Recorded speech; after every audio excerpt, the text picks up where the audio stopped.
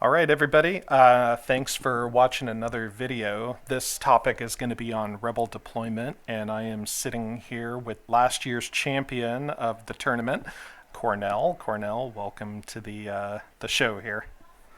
Hey, welcome everyone. So, what I wanted to do here, we just did a overview on kind of some general strategies thinking about Imperial deployment, and I wanted to invite you on here to talk a little bit about some of the things you like to think about in, setting up the Rebel side, and and maybe we'll get into first turn a little bit here too.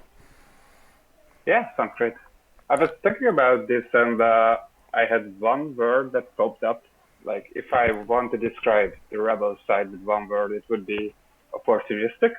And I think that describes the whole play style and what setup you want to go for. And So when you're talking about opportunistic, I'm assuming you're talking about, primarily objectives or making moves that sort of buy you time to score objectives down the road. Is that a fair statement? as the rebels, you know where the rebel base is, of course. Right, right. So that makes every game a little bit different. As the Imperials, you don't really know where the base is, so the start is pretty much the same. You don't really make assumptions at the start of the game about the rebel base's location, so you just start out the same way, trying to get a lot of production, denying a lot of rebel production. Is the same. As the rebels, you might actually consider the base's location, trying to sabotage different locations that might be key locations later on in the That game, makes even on sense. turn one. So when we do initial setup as Empire, there's so many things to try to think about with Imperial deployment. How much of the Rebel base selection is based on how the initial Imperial fleet is deployed? How much thought is there into tucking the base all the way into the corner compared to when you decide to get cheeky and try to put a base nearby in like Ilum or Alderaan or Bespin or something like that? When you're playing against experienced players as the Imperials, they will usually split their forces in this sort of 4 or 3 fleet arrangement. It's not really different. The starting planets may be different, of course, but this alone, I think, is just such a common opening that it does not influence my rebel bases. What does influence it is the location of the Death Star, because depending on how the game goes, the Death Star may be a force to reckon with, like So a so victory condition for the Imperials. So talk a little bit more about how the Death Star factors into employment or selection of the base. Are you Yeah. referring to like whether or not you go ground heavy or space heavy, or whether or not you're going to be building things to try to kill the Death Star or ignore it altogether? I played with Cookie a few times, and I remember that there is something that he said about the rebels, and I think that's very, very important to keep in mind whenever you are playing as the rebels, not just in the deployment phase and base selection, but just in general. Is that you never want to place yourself into a position where you have to react Mm, multiple different fronts at the same time. You never want to make yourself into the position where you are just looking around and you have several places where you would need to act on right away, which you can't. The same principle goes, I think, for the base and the Death Star, is that most of the time, and even more so if you are a beginner player, you don't want to push your luck and place the Death Star on the same corner where the Death Star starts. that makes sense. You can still make Death Star trench runs even if you are placed in the base at the opposite side of the map, just by playing some missions that let you travel all the way around to the other side of the map. But you keep your options for yourself to do so, and you are not forced to deal with it. That As makes opposed sense. to if I place the base on Yavin, for example, then the Death Star starts in, let's say, Magito right here, then I'm very likely you have to deal with that Death Star when the Imperials locate the base, which is usually around turn 5 or 6, maybe 7. But you should be prepared to deal with the situation that your base is pretty much revealed, or well, the location is known when it comes to turn 6. Do you If think the Imperial player gets a little bit lucky, or if he or she is playing very well. do you think it's important to prioritize a remote planet, a loyal planet that you can build on if the base is discovered, or do you value being further away, like more movements away from an Imperial fleet? Like, what do you think the most important trait in general in selecting a rebel base is for those that are just starting out trying to get better at playing rebels? I think that systems with production are always going to be a target for the Empire, not just because they provide units and buildings, but more importantly because you can deploy there. Yep. So it's always easier to explore in a way that you, for example, explore with a Star Destroyer and an Assault Carrier up to a populous place, let's say Mandalore, you subjugate it, and then this Assault Carrier just splits from the main fleet, goes to the remote place, explores that, while your Star Destroyer can be reinforced with, let's say, another Assault Carrier. Yep. And they just move on, and then this other Assault Carrier splits and goes to another remote planet, let's say. And that's Mainly actually a mistake I see Imperial players make all the time, including myself sometimes, is you get a little bit antsy and you walk your Star Destroyer off to Yavin, and then all of a sudden it's stuck there for the rest of the game, and you're left with, Mandalore that then gets sabotaged and you have no way to recover from it, and it ends up being a lost unit there. I think maybe, there are some situations when that is also, something you want to do. For example, I usually bring a Star Destroyer from Sullust down to Bespin and Endor and back to Hoth and back to Mustafar. Yep. To make that round and explore that corner. Mostly because if I would bring an Assault Carrier, it could be easily sniped off from just a single Y-wing or hit and run or any of those. Yeah. Yep. And then I'm stuck here. Rebels just stick a sabotage marker on Bespin, and now I have to walk all the way from, let's say, Naboo back down to Endor again, and that's a pain. I know you play. I know you play a little bit of chess. In chess, there's a phrase where you want to make your opponent move a bishop, like twice. If they move a bishop in one area, you can make another move that forces their same bishop to do a different thing. The concept of moving the Assault Carrier here, getting it hit and ran, and then having to move the Star Destroyer there feels very similar to that sort of tactic there in chess. It's a little bit of a different topic. We can branch off to that as well, but I think that the Rebels have to mind game a little bit if they want to be annoying, and that may be part of their success, I think. That makes sense. Let's say when you're doing loyalties, of course, you may do those to get production when you are just about to enter into a production turn, but that just happens every second turn or so. That makes sense. Yep, that's a good point. And in the other turns, to score loyalty objectives. But if you don't have any of those, or if you can score them anyway, you might want to do loyalties to basically determine where the Imperials have to move. So the Imperials will always be tempted to cover those loyal places, and so you can kind of force out Imperial movements and move them into less advantageous positions just so they will cover those planets, but at the same time, you, let's say, made the Star Destroyer go one system further away from your secret base.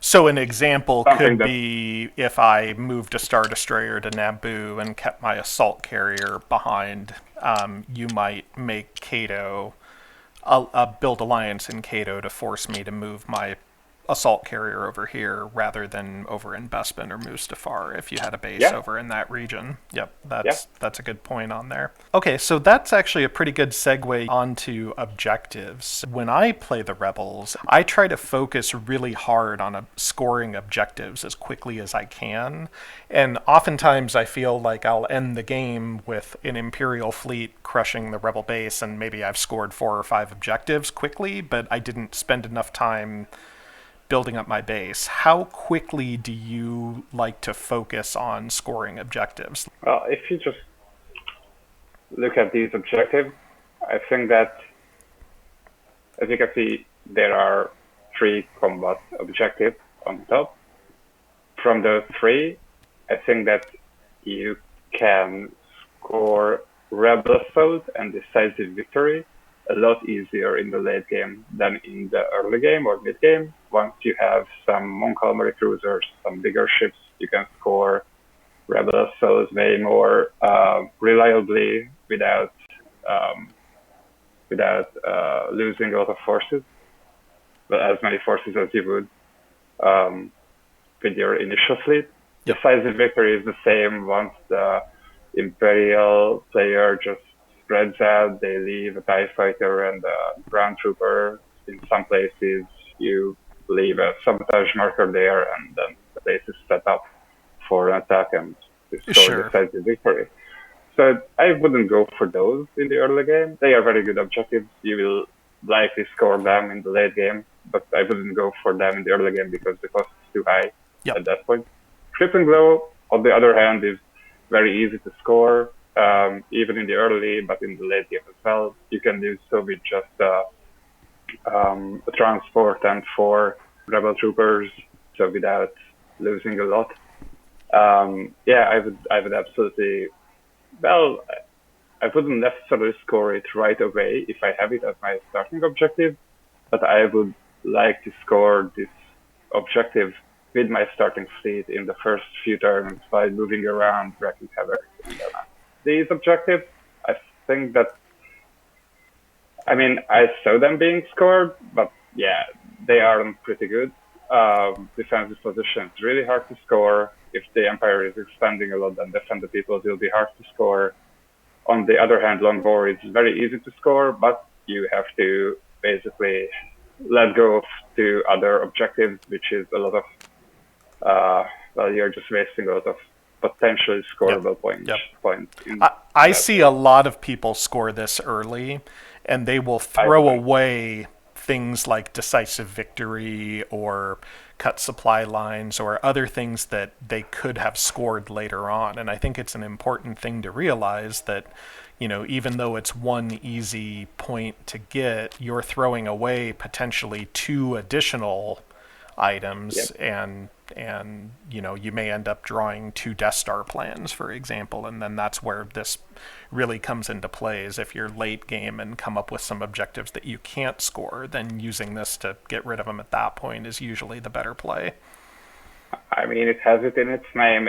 You want to score Death Stars once. It has been a long war already. Yeah. That's actually a really good way to think about this objective. Is if it's, you know, if you're in round 8 or 9, or if it is a long game, that is the time to discard that objective.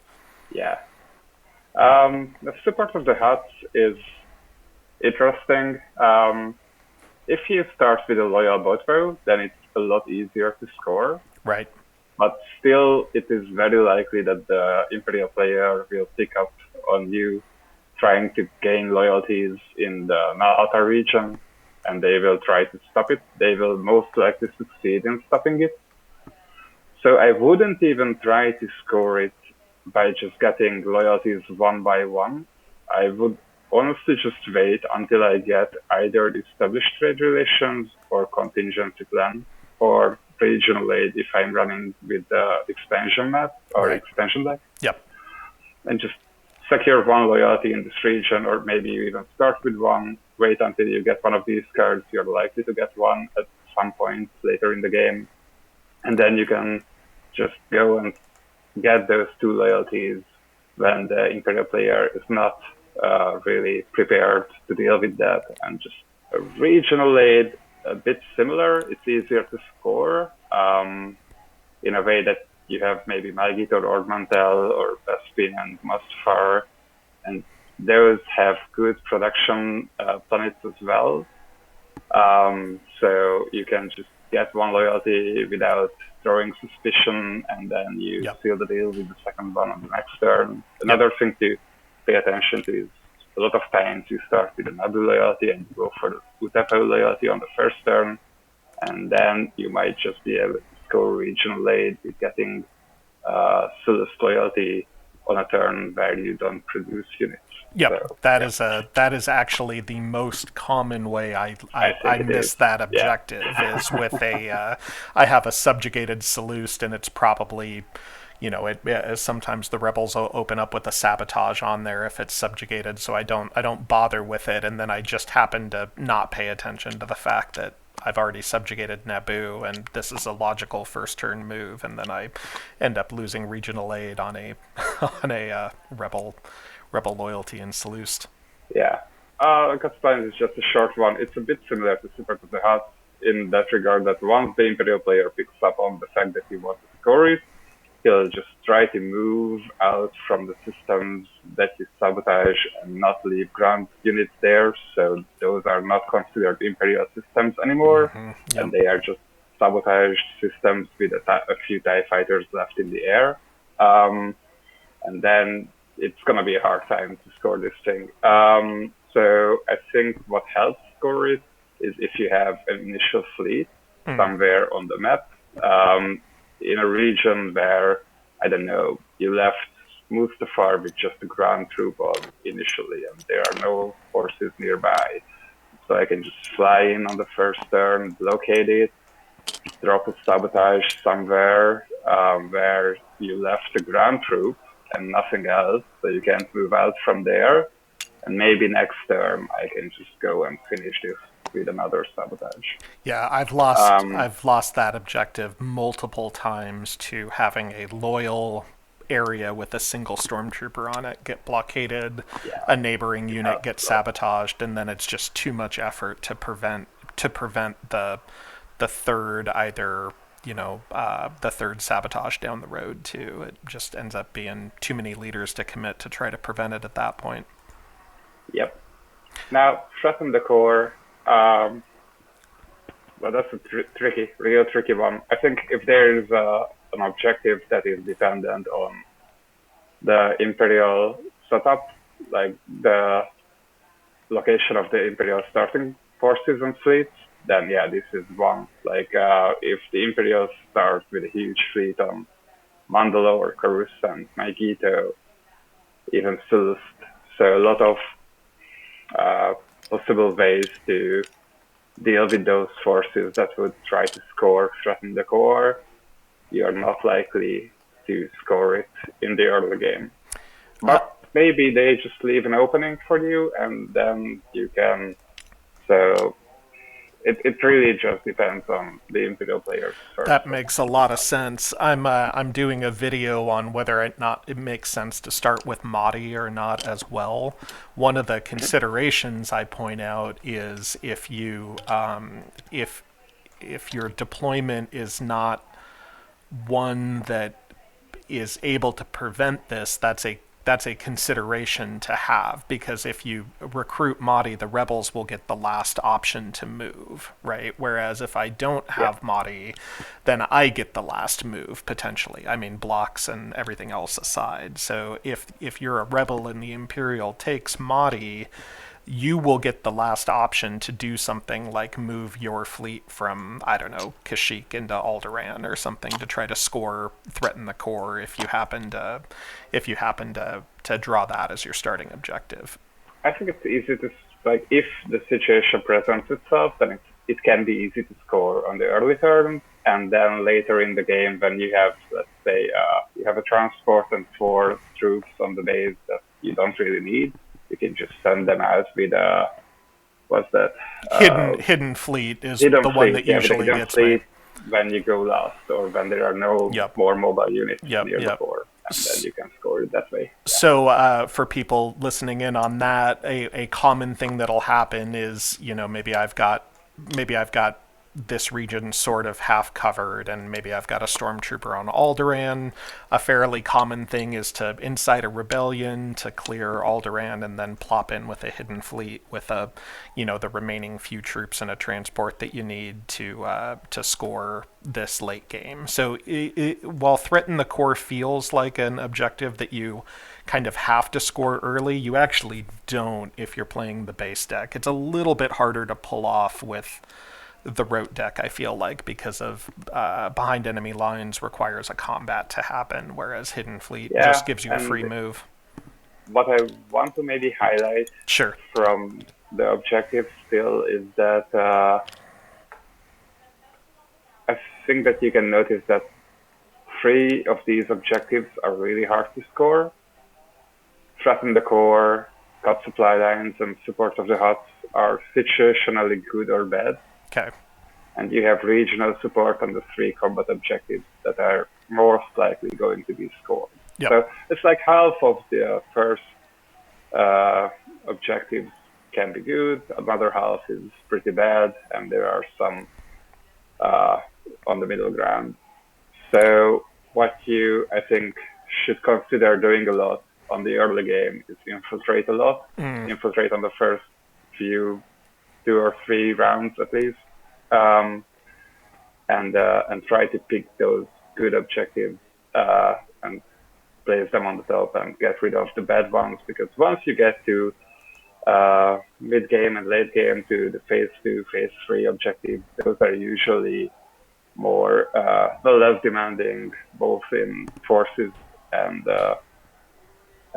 in other requirements. So infiltration can help you a lot, not just by enabling you to get to those objectives faster, but by as well avoiding these bad objectives clogging up your hand. Is infiltration a mission that you ever pass on if you draw any of these objectives, or is infiltration always a priority for you on turn 1? I think that the only time I pass on a first turn infiltration is if I have other good objectives to play, let's say establish trade relations, support of Mon Calamari, or contingency plan. And I definitely want to do a build alliance, and I want to do like one of these cards, even 2 of them. If I get 2 of them, like that's absolutely fantastic then. But if I do one of these cards and alliance, and let's say I keep one leader back to either oppose or move, depending on the situation, then I only can do sabotage or infiltration, and then I might go for sabotage instead of infiltration. But otherwise, I would do first turn infiltration nearly every time. That makes sense. I was talking to Doobie about infiltration once, and he said sometimes if he starts with Long War, he will forego an infiltration for, maybe a rapid or something like that, because he knows he's going to be discarding. So if he draws Defend the People with his next objective, it's not necessarily the end of the world because he's got a hold of Long War. But that might be a little past where we're trying to cover here. I think that could work as well. You get to the second phase objectives a bit later, but at the same time, knowing 4 probes at the bottom of the deck can help a lot. So, I don't know, that is a valid point of view as well. Makes sense. What would you like to talk about next? We could talk about action cards. We could do action cards. Okay. You mentioned action cards. Sure. I kind of ordered them into like 4 tiers, I think. Like these 2, Temporary Alliance and Leia's Most Desperate are, I'll put this as top tier. Easily top tier. But Leia's Desperate Hour can actually be better, I think, sometimes than Temporary Alliance. Rebel Planning and False Orders are always decent. You are not going to feel bad about having those.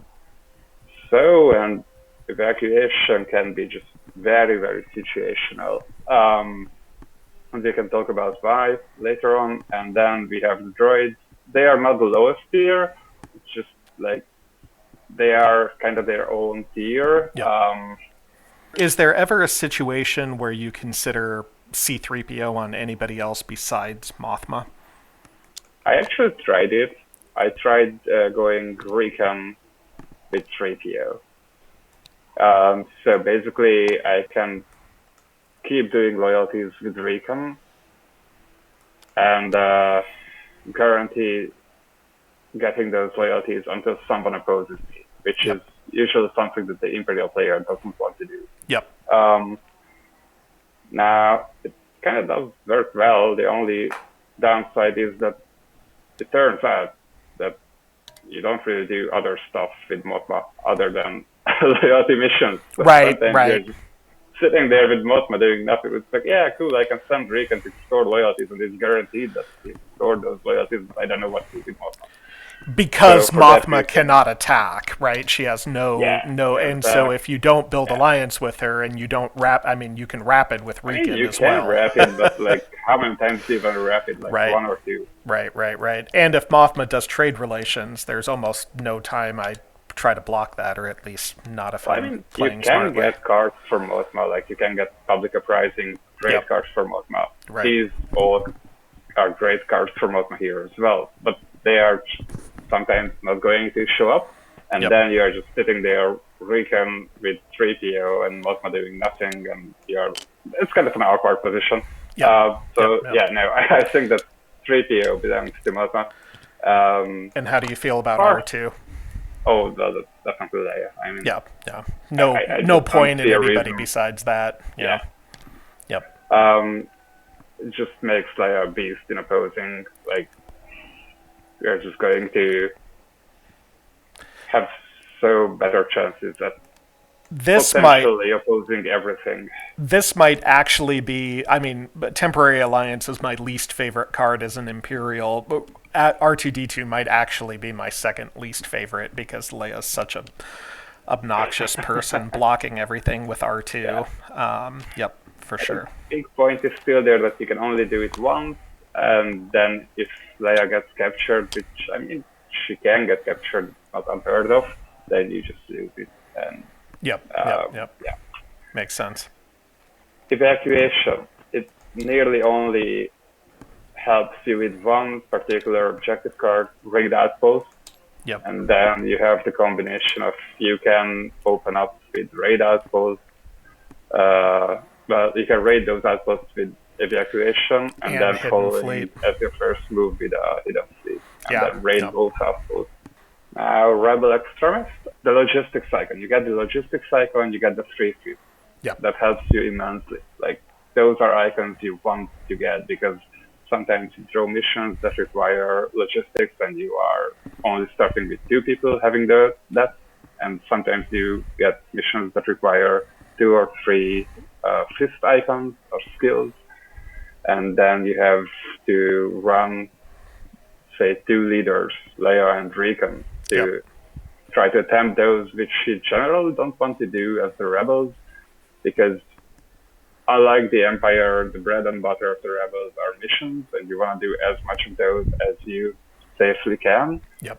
And attempting a mission with 2 leaders is basically doing one less mission than what you could if you had the skill icons. So all that being said, how often do you take Saw if you, or does it depend on what your other action card is? What helps you decide whether or not you're going to keep Saw? Okay, so first of all, I like to min-max sometimes, but at the same time, it's a game. I sometimes like to take so just to have him, play around with him, and because it's fun. That's something that you should keep in mind. That of course, it's good to get better in a game like this one as well. But if you feel like doing something just for the fun of it, go ahead and try. I think an advantage that most new players don't realize is having that extra leader advantage on the first 4 turns. That makes you go last if you don't oppose or get in fight. That makes you go last in those turns, and you can just plop your loyalty somewhere going last without the Empire having leaders back in their leader pool to then move there and subjugate them. So you can guarantee loyalty if you play your cards well. That makes sense. Way. So it's really, really good for that. Making sure you have last movement.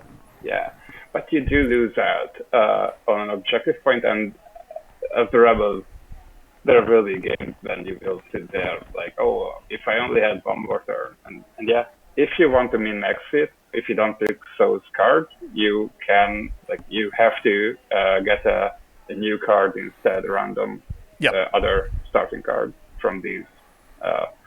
And so you look at the other cards you got next to those cards, and Yep. if it's not Temporary Alliance, Yep. or Most Desperate, or even maybe not these, if you got one of the bad ones, if you got the Recon card, Yep. then it's better. It may be better to draw a new card because the likelihood of you getting Getting an a good actually one. good Yeah. card is just a bit higher than if you would start with So and say Temporary Alliance, for example. Makes sense.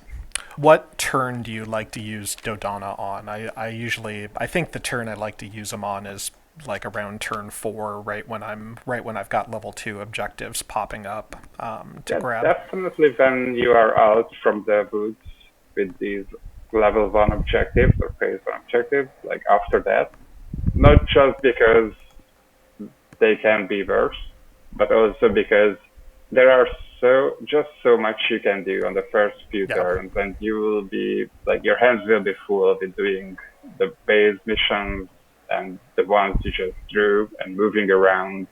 Sometimes your leaders get captured, then you have less leaders again. Your hands are full on the first few turns. Makes sense. Most of the time. But at one point there is a time, I think around turn 5 or 6 or so, when you just kind of run out of missions to do, or at least you have more leaders and you have a few in reserve. And then again, if you didn't place yourself into a situation where you have to react to a lot of stuff, move 3 different fleets around the map right away, and so you need leaders for that. Yep. If you have some spare leaders, then yeah, I think that's the time, and that's when actually good objectives are showing up naturally in the objective deck anyway. So yeah, another thing to consider, and that goes for Imperials as well, not just the Rebels, but I like to do if I can, then I like to do my assignment action cards at the same time with as many of them as I can. So okay. Let's say you have Trust in the Force. And you also have Rebel planning from the Dona. And what you might want to do is play these cards at the same turn, because in that turn you will be at a leader disadvantage. But oftentimes it doesn't matter if you are at a 1 leader disadvantage or 2 leader disadvantage. If you don't go last, the Empire can react. If you go last, they cannot react. And that's all that matters. It doesn't matter. That's a really good point. It matters less how much they can react. Yeah. Yep. So in other words, it's better to be behind 3 moves in one single turn than be behind one move in 3 separate turns. Different turns. Yeah, that's a great point. Great point. Same goes with Imperials. It goes more to the Imperials, just because they have more action cards like that. Like you might have also Fetch Project card, for example, and some other stuff like that, assignment action cards, and you might want to just group them up, play them at once, and then critically play them in a turn that doesn't go into a production turn, so you can react to the Rebels. That makes sense. And then just be done with them. One minor thing about Rebel planning, if you play Rebel planning on a turn where you are planning on leading a strike team or attacking out of the base, you don't want to Rebel plan, obviously. On the similar side, if you think the Empire is going to stumble into your Kessel base this turn, you can sort of be prepared for it rather than doing a first turn rapid, which might tip off the Empire. You could do a Rebel planning and throw Dodonna in there too. I've seen that happen once or twice. Yep. All right. How about False Orders? This one is always tricky for me. I'm never sure when to play it. Okay, me neither. We can agree on that. Right.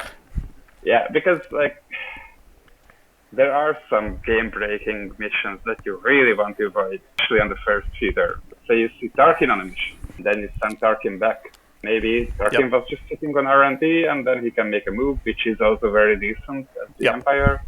And then you did nothing. But maybe you avoided potentially catastrophic Tarkin mission. I think it's better to play it on the first 4 turns or so than later on, just because that if the Empire really wants to do a mission later on, they have the leaders and the capacity to just send 2 leaders into one mission, and then you can play this card to false order both leaders back.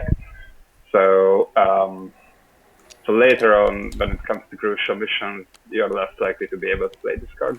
Sometimes also if you play false orders on Boba Fett or even Janis or Jabba, that forces the Empire to block with this particular unit. Now Jabba, there's you're going to be building an alliance, but if you're not running any Fist or Intel missions and you play false orders on Boba, it basically just removes him from the game. When in doubt, if you find yourself holding on to this card, using it on a leader with no tactics value is always feels bad as the Empire. What do you like to take with this card? Okay, so I've seen players use this card on the first turn. I see a lot of players do that to fetch out either established trade relations, mostly established trade relations, and then just send Leia with, let's say, Dodona on this mission, and send Mothma to do the regular loyalty mission, or maybe do this with Mothma, which is definitely a strong start. Like, you will get a lot of good units out of that, and those units can save your hide. I don't deny it's good, but I feel like there are some situations when you really are in a desperate hour. You just need to get rid of secure plans, token from somewhere, and the Death Star is over your base, and your only way out of that is getting this card. Or you really want to get a public uprising or some objective that will finish the game for you, and then you can do this. Of course, the more you sit on the card, the more likely that Leia will get captured. Yeah, that makes sense. And then you cannot play it. So that's something to keep in mind. I would say that you cannot go wrong with it, even if you get a card out from the deck to get more production on the first turn. It's going to be great. If you risk it a little bit and wait with it, chances are you'll find good use of it later on as well. With the goal to be to score an objective is the idea. Definitely. Like use it to grab something where you can score an objective and close out the game, or get or put it beyond reach for the Empire. And then everybody's favorite card, Temporary Alliance. Is there ever a situation besides having trade relations in your hand that you don't play that on Utapau on turn 1? Okay, so there have been a few. With me, it might have been misplays, but if you really want to min-max it, like, you will send out Mothma on Alliance on the first turn, someone on Sabotage, and someone on Infiltration, and let's say you keep a leader back to attack or oppose, and then you don't have the leaders to play Temporary Alliance. And then you can do so next turn if you want. The problem is you can only play this card in a neutral system, meaning the possible systems you can play it is going to be less and less the later the game goes. Also, one of the big advantages of just chucking out Mothma on Utapau on the first turn is that she cannot get captured. Most of the time, the Imperials don't have the reach to get there and easily capture her. While, let's say, if you wait for the second turn and you play Mothma and you've already got the loyalty on Utapau, so you can do this in Utapau. But let's say you do it in Ord Mantell because that's still neutral. Then Imperials will be able to just move here and then capture Mothma easily. Then you are a little behind, and it's going to be a lot of harder to get those loyalties later on. That makes sense. And for new players, generally, just if you're newer to the game, just default by playing it early. Don't be Don't be tricky and try to get a shield generator and score defensive positions with this. Just get your Yeah, cruiser and that's your big shit. and Nebulon too. I actually had a couple of comments on the YouTube channel about why does everybody take Nebulons instead of Corvettes early on, and I think just for clarification purpose to mention that for a minute, Yeah, it's go over it. just because Nebulons are so good with Death Star trench runs and protecting your X-wings, and with the Nebulon card, it makes it brutal for an Imperial to deal with a Nebulon. Whereas the Corvette, yes, it does cancel a card, and that might be the more staple ship in the long run. But in early, Nebulon is such a threat that Empire needs to think about that you should always try to Yeah, have at least one sitting in your base. I absolutely agree. So we talked about infiltration, and using that to kind of Yeah, grind through these level ones. We talked about sabotage and the idea of sabotaging, sections that troops can't move out of, and maybe it helps you score cut supply lines or prevents the Empire from building there. Build alliance is fairly obvious. Talk about, and this is something it took me a while to realize the benefit of. Talk about the benefits of a first turn or early turn rapid mobilization. you talk about it. I don't do it. Okay, I love sometimes I do it, but it's better fair when you enough. So when I play a lot of the rebels I play, Grant and Doobie and Cookie to a little bit of an extent too, they will play early rapid mobilization. So their first turn might look like, over a sabotage, oftentimes I'll see a rapid come out.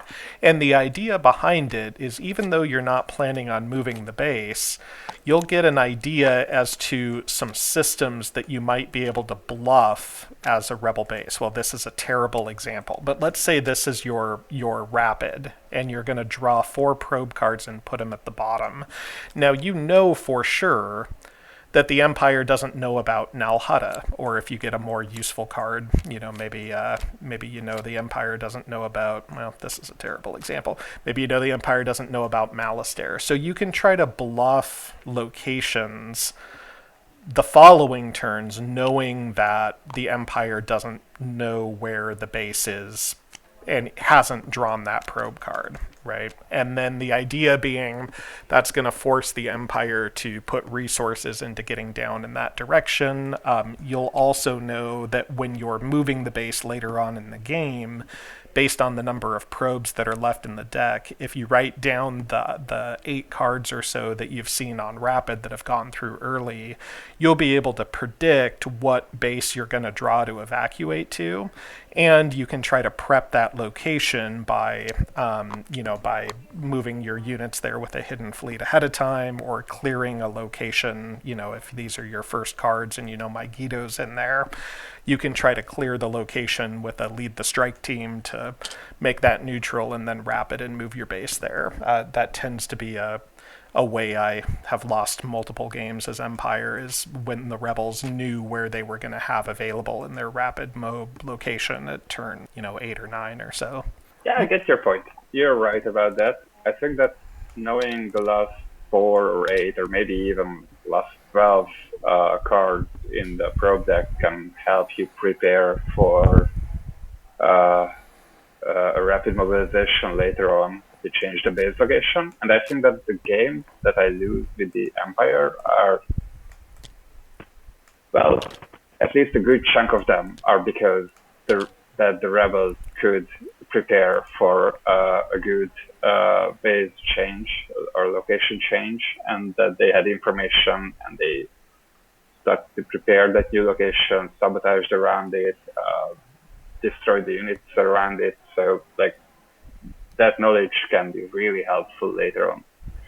Now, what I don't agree with is the order of getting that information, because okay, so the chance of you getting knowledge about a place that you want to move to is pretty much the same, and it's not dependent on the turn when you check on the Right. top 4 cards that Right. go to the bottom. Like the chance of drawing island is the same if you do rapid on the first turn as if it would be on the That makes sense. 5th Yeah. turn. I mean, from the rebels' point of view. That So makes you sense. don't have an immediate effect that you benefit from if you Yep. do it on the first turn. and you likely aren't going to use that knowledge until turn 5 or 6 when you maybe have to move the base, so it's not something that you use up.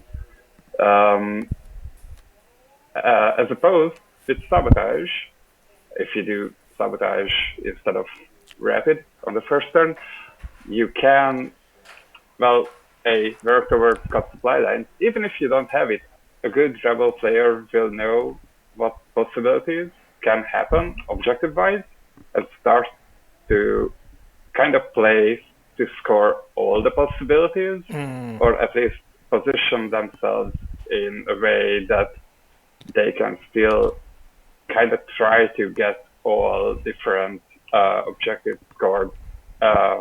That makes sense. So the point you're making would be keep your options open. Okay, if you had to summarize, kind of things for early rebel players to think about. I see a lot of players in some of your playthroughs as well. Some players starting from Utapa with 3 ground troops, just to secure that loyalty there and keeping all of their forces back on the base. I think that is a grounded and reliable start. If you don't want to overthink it, you cannot really go wrong with it. I don't really do that.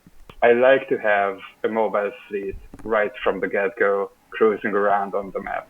It doesn't have to fight off a lot of things. It's the same idea that I just mentioned with cut supply lines.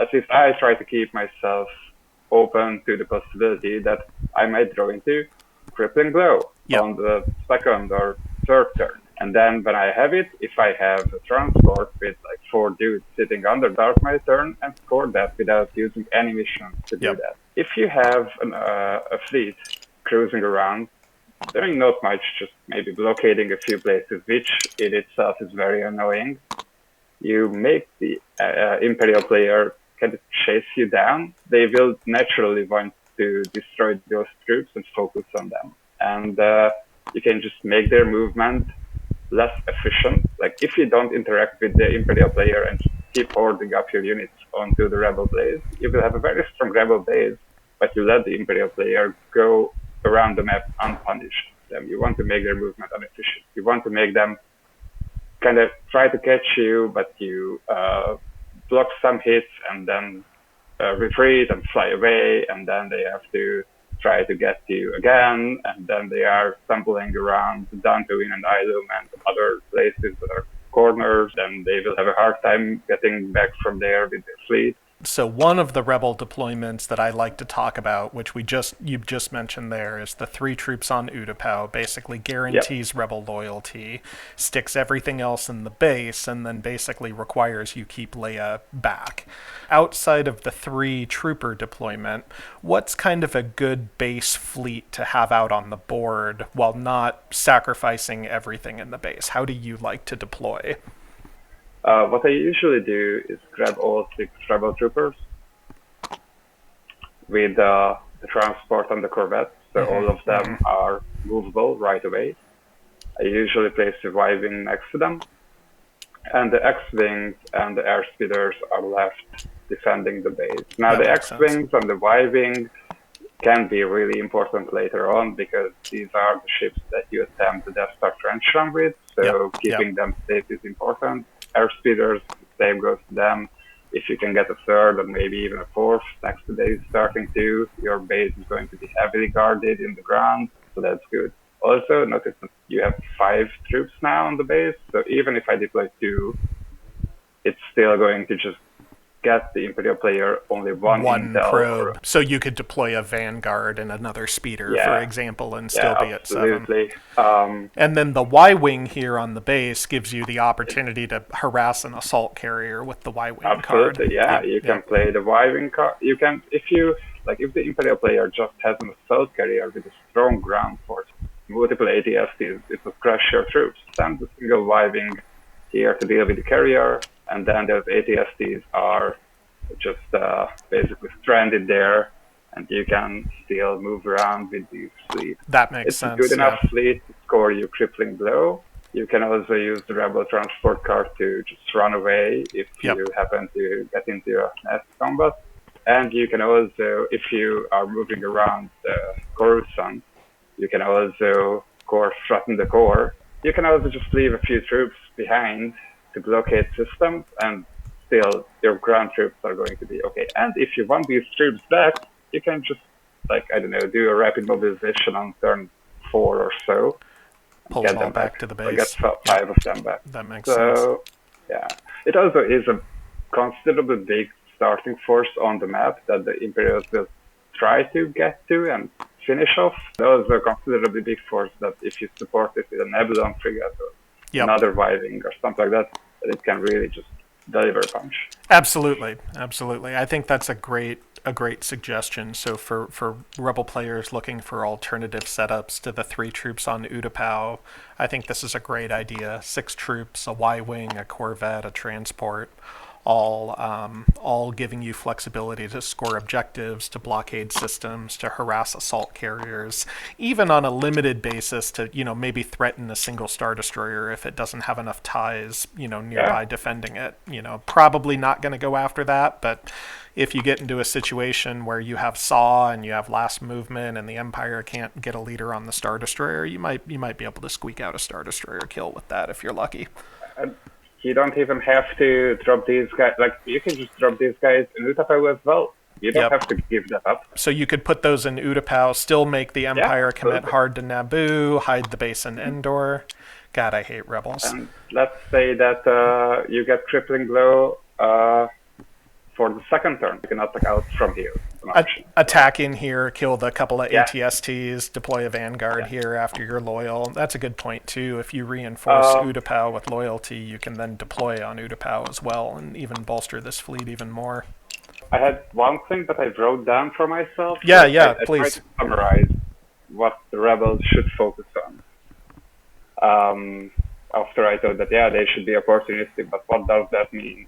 And I think that many newer Rebel players will forget that, and often I forget it as well, that you win the game by scoring objectives, and the only reasonable way to do so is to just keep that in mind, try to infiltrate to get good objectives, focus on production to score those objectives with, try to maybe slow the Imperial expanse by harassing them, by blocking systems, by maybe attacking places or sabotaging places that would produce carriers, like assault carriers or Star Destroyers. Right. Very important. And if nothing else, then try to focus on diversion-based Imperial actions. Make them move inefficiently, and all of the time, while these are going on, try to stay open to the possibility. Are most of your games ended between 6 and 11, maybe, kind of in that stretch? In that stretch. I would say that's reasonable. Sounds good. But with the Rebels, you don't really have a solid plan. You just have to adapt on the fly and have a general direction and makes sense. And try to survive that way. All right. Well, that's all the time I've got for now. Thanks for doing this, and we will we'll cover mid and end game here down the road. Yeah, nice. All right. Thanks so much. Have a nice holiday season. You too. Take care. See you around. Bye. Bye.